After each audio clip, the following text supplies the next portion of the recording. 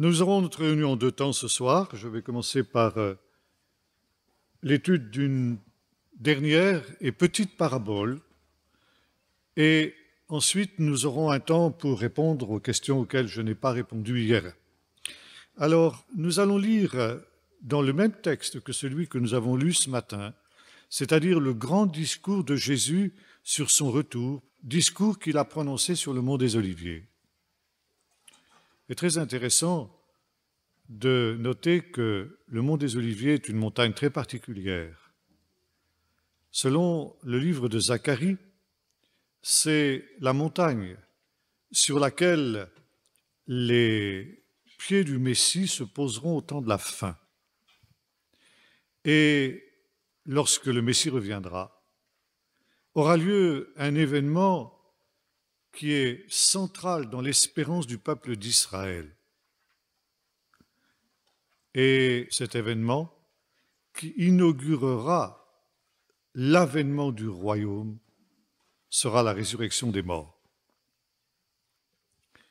Ceux qui ont visité Jérusalem, vous avez peut-être remarqué que ce mont des Oliviers qui surplombe Jérusalem est en réalité un vaste cimetière. Il y a là des milliers de tombes qui datent depuis les temps les plus reculés jusqu'à nos jours. Et beaucoup de Juifs, autrefois comme aujourd'hui, ont le désir d'être enterrés sur le mont des Oliviers. Pourquoi précisément sur le mont des Oliviers? Parce que, nous l'avons dit, c'est là que aura lieu au dernier jour la résurrection des morts. Et on pense un peu naïvement dans le judaïsme que plus près on sera de l'endroit où se produira l'événement, plus de chances on aura d'y participer. C'est une foi très naïve, mais qui montre justement l'importance qu'a pour les Juifs la résurrection des morts. Il y a quelques années de cela, je traversais ces cimetières du mont des Oliviers avec un ami pasteur. Et alors que nous marchions, il m'a dit « Est-ce que tu crois que je pourrais être enterré ici ?» Je lui ai dit « Peut-être bien, hein, mais c'est pas donné. » Et puis tu sais, que tu sois enterré ici ou que tu sois enterré ailleurs, quand le Seigneur reviendra, eh bien, tu auras part à la résurrection exactement comme les autres. Mais voyez-vous, la montagne des Oliviers, jusqu'à nos jours, est la montagne des choses dernières. Un des plus grands miracles que Jésus a réalisé, c'est la résurrection de Lazare. Bon, Jésus avait déjà ressuscité des morts. Il nous a été parlé de la fille de Jaïrus. Nous savons aussi que Jésus a ressuscité le fils de la veuve de Naïn en Galilée. Mais le miracle de la résurrection de Lazare était supérieur à ces miracles-là parce que Lazare était déjà dans le tombeau depuis 4 jours et son corps était déjà dans un état de décomposition avancée. Et là, le miracle était évident. Et Lazare se trouvait à Béthanie. Il habitait Béthanie. Béthanie, c'est un village qui aujourd'hui s'appelle El Azarié en arabe. El Azarié, ça veut dire le village de Lazare, justement. Et il est situé sur le mont des Oliviers, ce village. Et devant la tombe de Lazare, Jésus a eu cette parole, « Je suis la résurrection et la vie ». Cette parole dans laquelle il se proclame la résurrection, il l'a prononcée sur le mont des Oliviers, qui est la montagne de la résurrection.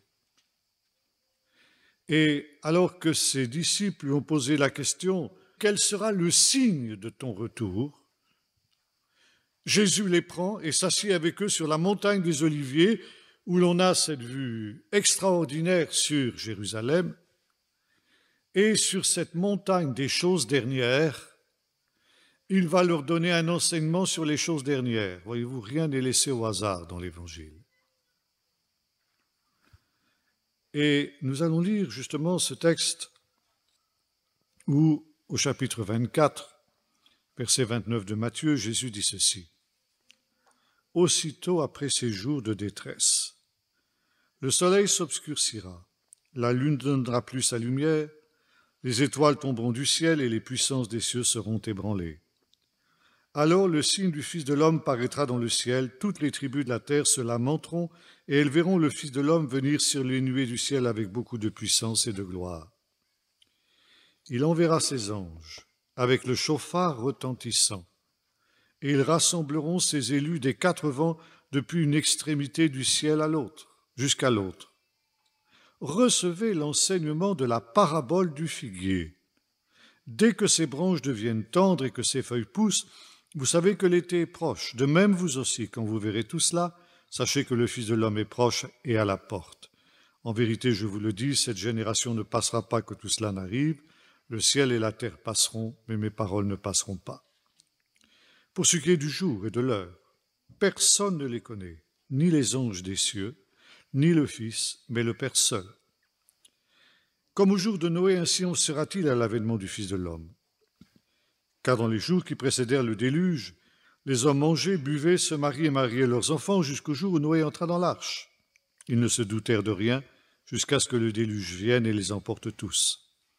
Il en sera de même à l'avènement du Fils de l'homme. Alors de deux hommes qui seront dans un champ, l'un sera pris et l'autre laissé. De deux femmes qui moudront à la meule, l'une sera prise, l'autre laissée. Veillez donc, puisque vous ne savez pas quel jour votre Seigneur viendra. Sachez-le bien, si le maître de maison savait à quelle veille de la nuit le voleur doit venir, il veillerait et ne laisserait pas percer sa maison. C'est pourquoi vous aussi tenez-vous prêts, car le Fils de l'homme viendra à l'heure où vous n'y penserez pas. Je voudrais, pour conclure cette session, m'arrêter ce soir sur cette petite parabole qu'est la parabole du figuier. Et Jésus, ici, déclare « Recevez l'enseignement de la parabole du figuier ». Là aussi, il y a eu une grande incompréhension dans l'interprétation traditionnelle de ce texte du figuier. Et dans l'explication traditionnelle qui est donnée, le figuier est une image d'Israël. Un peu avant cet épisode où Jésus donne cet enseignement sur son retour sur le mont des Oliviers, Jésus qui se trouvait à Jérusalem à l'époque de Pâques au printemps, a faim, nous est-il dit. Et il croise un figuier et il cherche du fruit.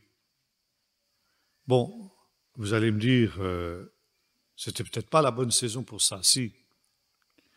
En Israël, en tout cas, il y a des figuiers qui donnent du fruit 2 fois par an, au printemps et à l'automne. Par conséquent, Jésus était en droit de s'attendre à trouver du fruit sur ce figuier. Et le fait est qu'il n'en trouve pas. Et Jésus va avoir cette parole, « que jamais fruit ne naisse de toi ». Et il nous est dit, à l'instant même, le figuier sécha. Dans d'autres évangiles, c'est 24 heures après que les disciples repassent devant ce figuier et ils constatent que depuis la veille, ce figuier a séché. Et ils le font remarquer à Jésus. Et là, il y a une interprétation que l'on doit au Père de l'Église, qui compare le figuier à Israël. Et nous nous retrouvons aussi ici dans le contexte de la théologie de la substitution que nous avons évoquée.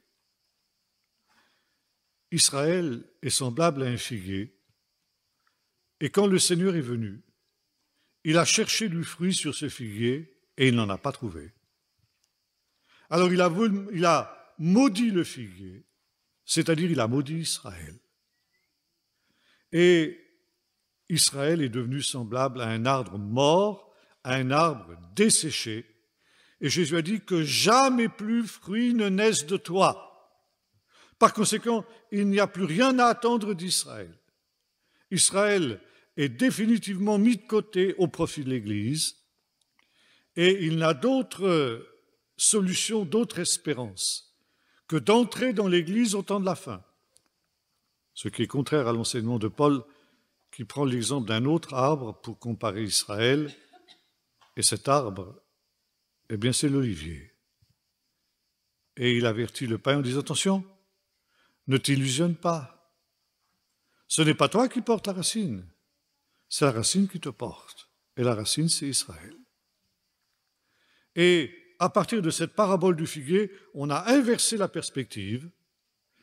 Et le figuier, c'est Israël mis à part, rejeté, et il doit s'intégrer dans l'Église au temps de la fin. Ça veut dire, il doit être greffé sur les racines de l'Église. Sur l'Église, c'est l'Église qui est les racines, qui va porter un Israël converti, c'est-à-dire qui a cessé d'être juif pour devenir chrétien au temps de la fin. Et puis on retrouve aussi cette image dans notre parabole. Tirez l'enseignement de la parabole du figuier.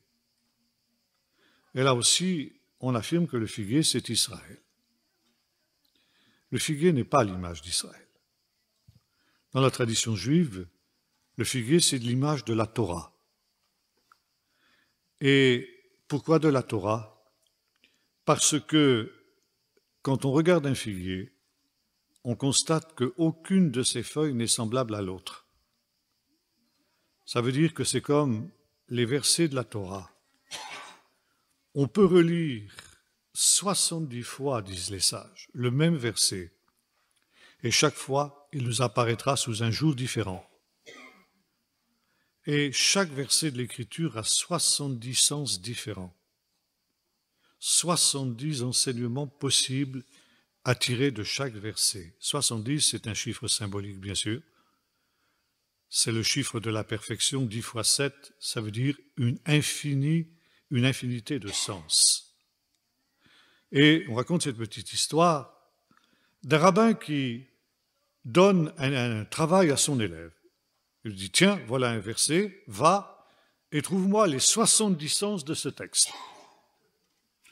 Et le disciple va, il travaille des jours, des semaines, des mois, et puis il revient tout fier à son rabbin, il a un dossier épais comme ça qu'il lui remet. Il dit, voilà, Rabbi, là, il y a les 70 sens du verset que tu m'as donné. Et le rabbin regarde et dit, c'est bien, tu as bien travaillé. Maintenant va et trouve le 71e sens. Voyez-vous, on n'a jamais fini d'étudier la Torah. Et il y avait cette idée chez les sages que étudier la Torah sous un figuier, eh bien, ouvrait l'intelligence et permettait de mieux comprendre la Torah. Et notamment, le figuier était un arbre qui était en relation avec la venue du Messie au dernier jour. Et quand on étudiait la Torah sous un figuier, c'était quelque chose qui était en relation avec les prophéties messianiques. On privilégiait l'étude des versets qui avaient une signification messianique parce que le figuier est l'image de la venue du Messie. Vous vous souvenez d'un épisode peut-être qui nous est rappelé dans l'évangile de Jean, où les premiers disciples, eh bien, qui ont découvert que Jésus est le Messie, vont vers leurs frères pour leur faire part de leur découverte. Et l'un d'entre eux se rend vers un certain Nathanaël. Et il lui dit, « Nous avons trouvé celui dont les prophètes et Moïse ont parlé, Jésus de Nazareth. » Ouh, dit Nathanaël, il y a quelque chose qui ne va pas dans cette affaire. Parce que nous avons appris par les prophètes que le Messie ne vient pas de Nazareth, mais il vient de Bethléem. Par conséquent, Jésus de Nazareth, il ne peut pas être le Messie. Il y a ici une raison biblique qui est pratiquement irréfutable. Et son frère lui dit, écoute, désolé, je n'ai pas de réponse à cette objection, je sais bien que, oui, bon, il y a un problème, c'est vrai. Ils ne savent pas encore, ni l'un ni l'autre, que si Jésus a passé son enfance à Nazareth, en réalité, c'est qu'il est né à Bethléem. Mais ça, ils ne le savent pas. Et par conséquent, son frère lui dit, écoute, ben viens et vois. Viens toi-même te rendre compte. Cette expression, viens et vois, c'est une expression qu'on trouve très souvent dans les textes rabbiniques. Et notamment quand il s'agit d'un verset biblique difficile, d'une énigme, d'un secret messianique. Et viens et vois, c'est pratiquement équivalent d'une autre expression que nous trouvons dans les paraboles, que celui qui peut comprendre comprenne. Viens et vois, ça veut dire essaye de comprendre l'énigme. Et les deux disciples sont bien conscients que la messianité de Jésus de Nazareth est une énigme. Encore une fois, ils ne savent pas qu'il est né à Bethléem. Mais ils sont conscients que Jésus est quand même le Messie et que cette énigme de Jésus de Nazareth, elle doit bien avoir une explication. Viens et vois. Et c'est ainsi que Nathanaël se présente à Jésus. Et dès qu'il le voit pour la première fois, Jésus l'interpelle en disant « Voici un Israélite dans le cœur duquel il n'y a pas de fraude. » Nathanaël lui répond, surpris, « Mais c'est la première fois que tu me vois. D'où est-ce que tu me connais ?» Je lui dis, « Quand tout à l'heure tu étais sous le figuier et quand ton frère t'a appelé, je t'ai vu là-bas. Viens et vois. » Et Nathanaël tombe à genoux. Cette histoire de Nazareth ou pas Nazareth, c'est relativisé. Rabbi, tu es le Messie, tu es le roi d'Israël. Un Israélite dans le cœur duquel il n'y a pas de fraude, qui était sous un figuier. Qu'est-ce qu'il faisait sous ce figuier? Eh bien, c'est très clair. Il étudiait la Torah. Et il étudiait particulièrement les textes messianiques. Et voyez-vous, cette recherche a abouti pour lui. Il était sans fraude. Et par conséquent, cette recherche a abouti à la découverte du véritable Messie. Plus tard, eh bien, peut-être que Jésus lui a expliqué que même s'il avait vécu à Nazareth, en réalité, il était né à Bethléem, comme nous le rappellent les évangiles. Et l'énigme a été résolue. Et quelquefois, il faut croire sans comprendre, jusqu'à ce que le temps soit venu où le mystère nous est révélé. Et là, nous retrouvons le figuier comme signe messianique. Pas tant comme image d'Israël, comme on le prétend, mais bel et bien comme signe messianique. Et pourquoi le figuier aussi a-t-il été considéré dans la tradition juive comme un signe messianique? Pourquoi est-il considéré comme l'arbre messianique, l'arbre qui ouvre l'intelligence sur les passages de la Torah qui parlent de la venue du Messie? À cause du Cantique des Cantiques, comme nous l'avons évoqué ce matin. Et le Cantique des Cantiques déclare en effet ceci.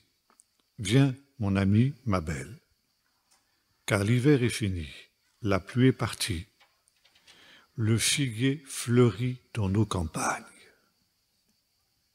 Et la floraison de ce figuier est la preuve que l'été est proche.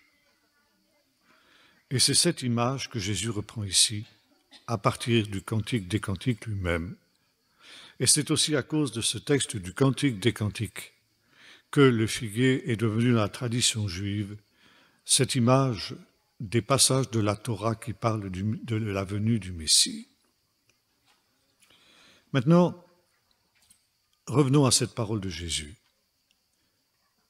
Recevez un enseignement de la parabole du figuier. Dès que ses branches deviennent tendres, vous savez que l'été est proche.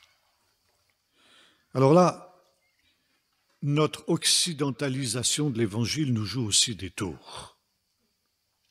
Parce que dans nos pays, nous avons 4 saisons, n'est-ce pas? Le printemps, l'été, l'automne et l'hiver. Sauf en Bretagne, nous avons une seule saison, la saison des pluies. Mais partout ailleurs, il y a 4 saisons. Or, en Israël, c'est différent. Il y a 2 saisons seulement, l'hiver et l'été. L'été, il fait chaud et pendant 6 mois, il ne va pas tomber une seule goutte de pluie sur la terre. Et l'été, en principe, commence aux environs de Pâques, quelque temps après Pâques. Et c'est la raison pour laquelle, après Pâques, on cesse de prier pour la pluie. Pendant tous les mois d'hiver, chaque jour, on prie pour la pluie. Parce que la pluie, c'est la vie, la pluie, c'est la bénédiction. Mais à partir de début de l'été, on sait qu'il n'y aura plus pendant 6 mois une seule goutte de pluie en principe qui tombera sur la terre. Et pour féconder le sol, il n'y aura plus qu'une seule source de cette fécondation, c'est la rosée. Et l'on prie pour la rosée. Et de fait, il peut y avoir une très très abondante rosée en Israël. J'en sais quelque chose, il m'est arrivé parfois de coucher à la belle étoile en Israël, et quand on fait ça l'été, le matin on se réveille trempé des pieds à la tête, trempé par la rosée. Et cela dure jusqu'à l'époque de Sukkot, la période de la fête des tabernacles, fin octobre en général, où là on va entrer dans une autre saison, l'hiver. L'hiver, il va faire froid et il va pleuvoir. Et à partir de Sukkot, si les pluies ne sont pas tombées, les premières pluies, les pluies d'hiver, les pluies d'automne plutôt ne sont pas tombées à Sukkot, on commence à prier pour la pluie. Et il y a même un jour spécial où l'on prie pour la pluie, c'est le jour du grand salut au Shana Rabbah, ça se dit en hébreu, où à l'époque où le temple subsistait, il y avait la cérémonie du puisage, où le grand prêtre descendait à la fontaine de Gihon avec une cruche, il puisait de l'eau en répétant la parole d'Ésaïe, vous puiserez de l'eau avec joie aux sources du salut, et accompagné d'un concert de peuple qui se livrait à une joie extraordinaire, il remontait au temple. Les rabbins ont dit, celui qui n'a pas vu la joie qui était celle du jour de la cérémonie du puisage ne sait pas ce que c'est que de se réjouir. Et quand le grand prêtre arrivait devant l'autel, il prenait cette cruche d'eau, il la renversait devant l'Éternel, et il disait, Seigneur, de la même manière que je renverse cette cruche d'eau devant toi, de la même manière, Seigneur, ouvre les écluses du ciel, pour que cette année qui commence soit bénie par une abondante pluie. Vous retrouvez ça dans l'évangile de Jean également, où il nous est dit que Jésus a participé à cette fête de Sukkot. C'est intéressant. L'évangile de Jean est jalonné par les fêtes d'Israël. Et nous voyons Jésus respecter les fêtes de son peuple. Et il vient à cette fête de Sukkot, d'abord en secret, puis ensuite il enseigne ouvertement dans le temple. Et Jean nous dit ceci, le dernier jour, le grand jour de la fête, Jésus se tenant debout dit, si quelqu'un a soif, qu'il vienne à moi et qu'il boive. Si quelqu'un croit en moi, des fleuves d'eau vive couleront de son sein, comme dit l'Écriture. Et Jean nous donne l'explication de cette parole mystérieuse de Jésus. Il dit cela de l'Esprit que devaient recevoir ceux qui croiraient en lui, car l'Esprit n'avait pas encore été donné parce que Jésus n'avait pas encore été glorifié. Le dernier jour, le grand jour de la fête. C'est-à-dire le jour où l'on prie pour la pluie, le jour où l'on pratique cette cérémonie du puisage. Et Jésus dit, il y a une autre source d'eau, non pas l'eau terrestre, mais l'eau spirituelle, l'eau de la vie. Et cette source, c'est moi. Si quelqu'un a soif de cette eau-là, cette eau dont il avait également quelque temps auparavant parlé à la Samaritaine, qu'il vienne à moi et qu'il boive. Voyez-vous, ce n'est pas un hasard. Rien n'est laissé au hasard dans l'Évangile. Il y a relation entre cet appel de Jésus à ceux qui ont soif et puis ce temps où on a effectivement soif et on demande au Seigneur d'envoyer la pluie. Mais Jésus ici parle d'une autre pluie, une pluie spirituelle. Et 2 saisons par conséquent. La saison sèche et la saison des pluies. Et l'on passe de l'une à l'autre. par un très court printemps. Ce printemps, d'une année sur l'autre, on ne sait pas combien de temps il va durer. Et il va pouvoir durer de quelques jours à quelques semaines selon les années. D'une année sur l'autre, on ne sait pas quand va venir l'été. J'ai vu une année où j'étais en Israël, le printemps venir en 3 jours. Plutôt l'été venir en 3 jours. Le printemps a duré 3 jours, pas plus. Nous avions eu de la neige à Jérusalem. C'est pas rare. C'est pas très fréquent, mais ça arrive. Il faisait froid, forcément. Et en 3 jours, le temps a complètement été bouleversé. Et 3 jours après que la neige est fondue, j'étais sur ma terrasse en manche de chemise à travailler. C'était fini. L'été était arrivé. Mon petit-fils qui est ici, Igal, pourrait vous dire qu'il y a quelques années de cela, il y a eu un printemps exceptionnellement long, pratiquement jamais vu dans toute l'histoire d'Israël moderne. Ce printemps, il a duré plusieurs semaines. Et j'étais arrivé en Israël au début du mois de mai. Logiquement, c'est déjà le plein été. Et quand je suis arrivé chez mes enfants, à Nissana, il y avait encore des fleurs dans le désert. C'était encore le printemps. Ça veut dire que d'une année sur l'autre, on ne peut pas savoir combien de temps le printemps va durer. Et évidemment, pour l'agriculteur, c'est un problème. Il a besoin de savoir pour adapter les travaux des champs en fonction de la météo. Et par conséquent, pour adapter ces travaux, il n'a qu'une seule solution, c'est d'observer la floraison des arbres. Quand les arbres commencent à fleurir, quand les bourgeons commencent à apparaître, on sait que l'été peut venir à tout moment. Encore une fois, on ne sait pas combien de temps ça va prendre. Est-ce que ça va prendre quelques jours ou est-ce que ça va prendre quelques semaines? Ça, il est impossible de le dire. Mais en tout cas, on sait une chose, c'est que ça ne va plus durer des mois. Maximum quelques semaines. Et par conséquent, dès que les agriculteurs voient la floraison des arbres, et le figuier est parmi les premiers arbres à fleurir, mais il est cité ici, dans un autre évangile, avec tous les arbres. Quand vous verrez le figuier et tous les arbres, d'ailleurs le figuier ne fleurit pas, il bourgeonne seulement, il ne produit pas de fleurs. Pourquoi le figuier est-il cité? Je l'ai dit tout à l'heure, à cause du Cantique des Cantiques et à cause du fait qu'il est un signe messianique. C'est un arbre qui évoque les signes de la venue du Messie. C'est pourquoi il est cité en tête de tous les arbres. Mais il y a un arbre qui pratiquement fleurit avant le figuier, c'est l'amandier. C'est le premier des arbres à fleurir en Israël, disons à la fin du mois de février, début mars en général. Et quand il y a cette floraison des arbres, l'agriculteur sait qu'il doit se tenir prêt, qu'il doit adapter ses travaux à cette nouvelle période qui va venir, c'est-à-dire à la période de l'été. Il doit prendre ses dispositions pour prévoir, par exemple, des sources d'irrigation. Jusqu'alors, il n'avait pas à s'en soucier parce qu'il y avait encore les pluies de printemps qui pouvaient tomber. Elles peuvent encore tomber encore pendant un temps aussi, ça, même quand les arbres commencent à bourgeonner. Mais il sait qu'il doit aussi préparer d'autres sources d'irrigation de ces cultures. Des citernes, des puits, bref, des canalisations qui vont lui permettre justement d'irriguer les cultures qui sont les siennes. Il faut qu'il prenne ses dispositions.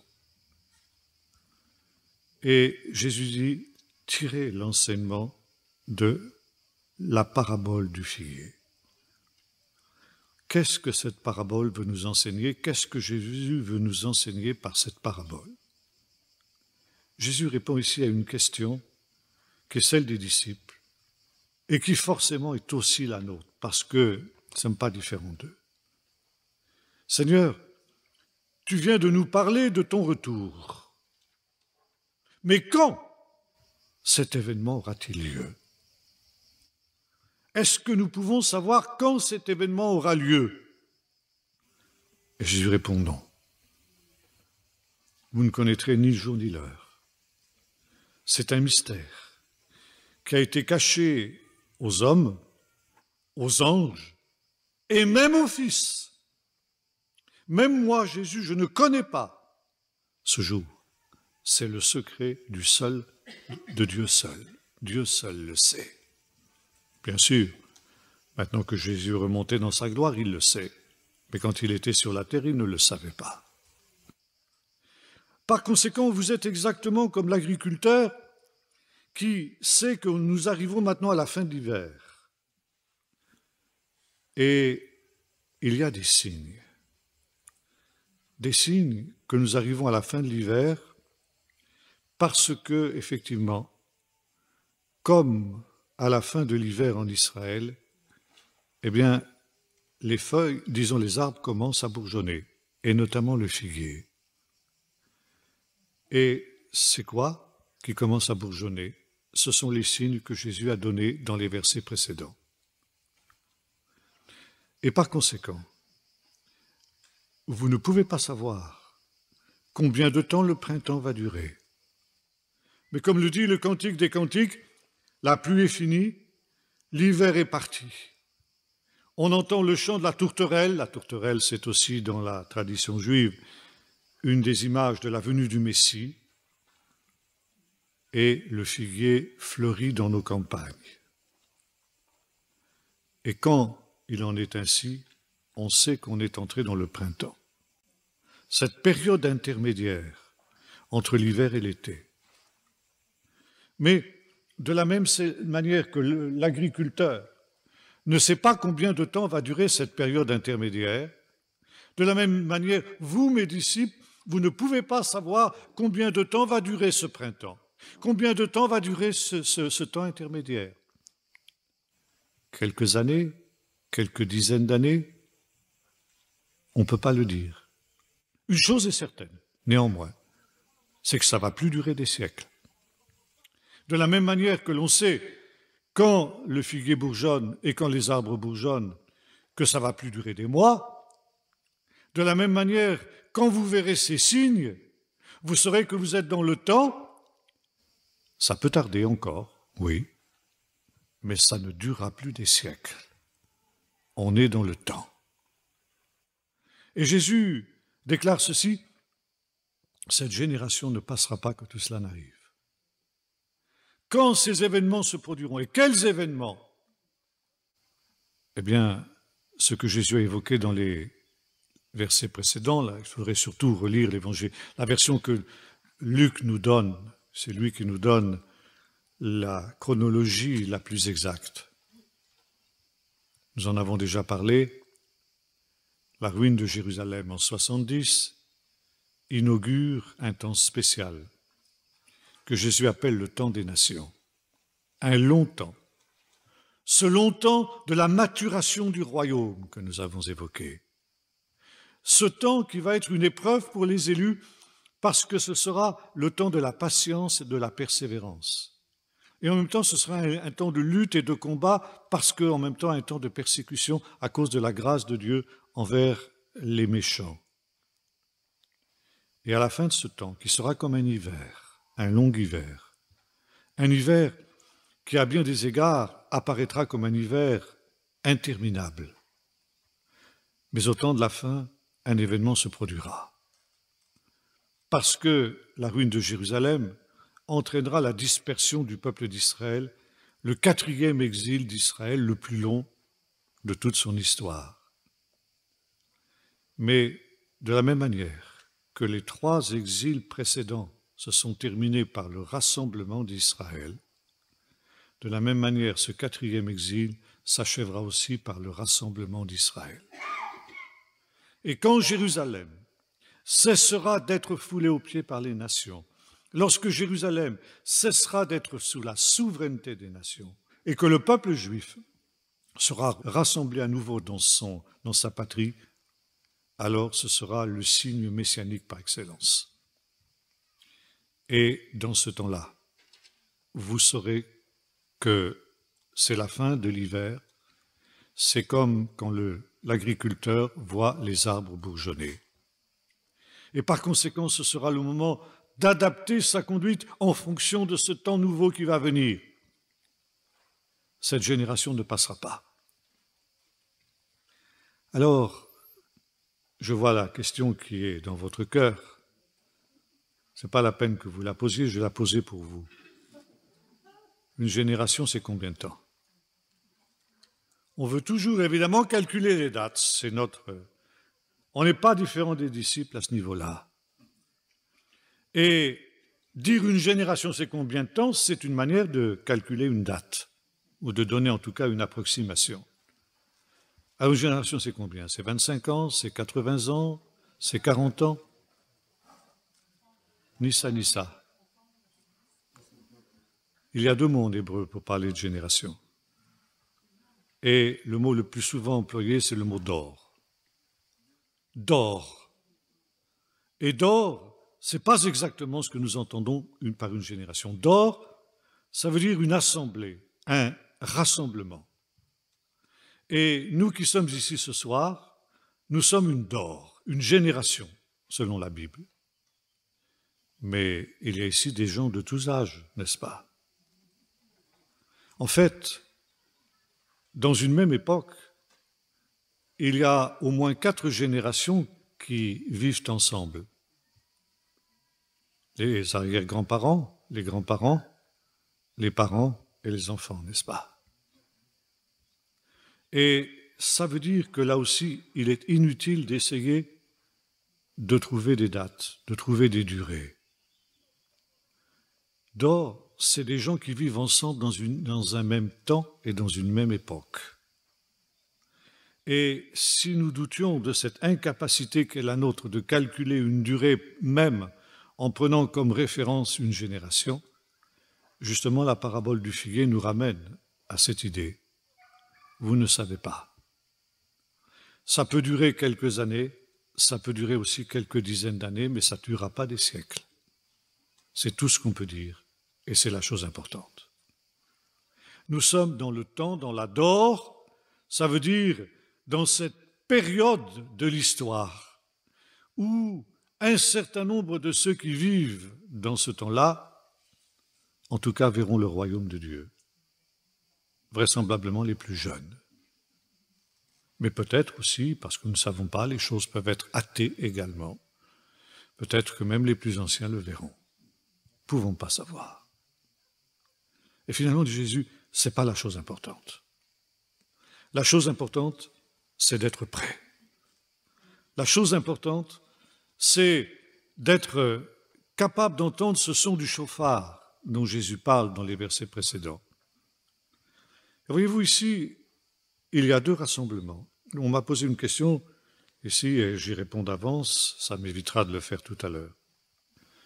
On m'a entendu dire que je n'aimais pas le mot enlèvement et que je préférais le mot rassemblement.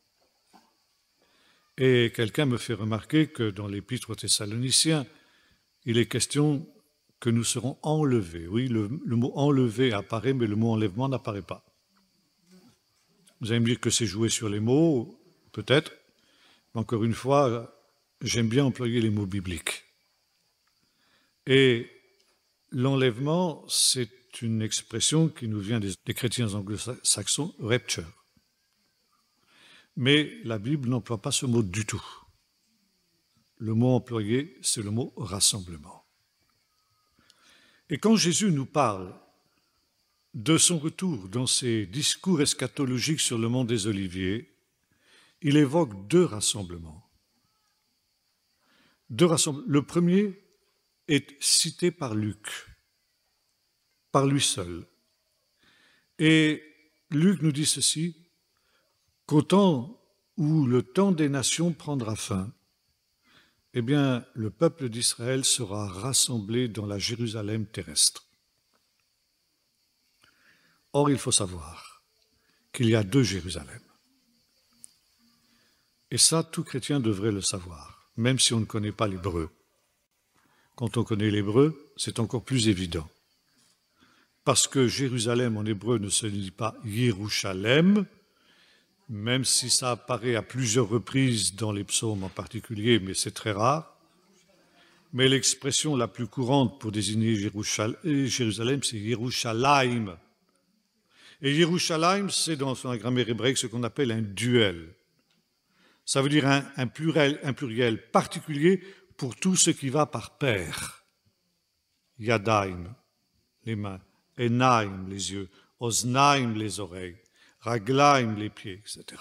Yerushalayim, de Jérusalem. Mais même si vous ne connaissez pas l'hébreu, vous devez savoir qu'il y a deux Jérusalem. Paul l'évoque notamment dans l'Épître aux Galates, où il parle de la Jérusalem d'en bas, qui de son temps était captive, était sous le joug des Romains, semblable en cela à Agar, la servante, l'esclave de Sarah. Et puis, bien que cette Jérusalem terrestre soit, alors au moment où Paul parlait, sous la domination des Romains, il y a une autre Jérusalem qui, elle, est libre, comme Sarah était une femme libre. Et c'est la Jérusalem d'en haut, de Jérusalem.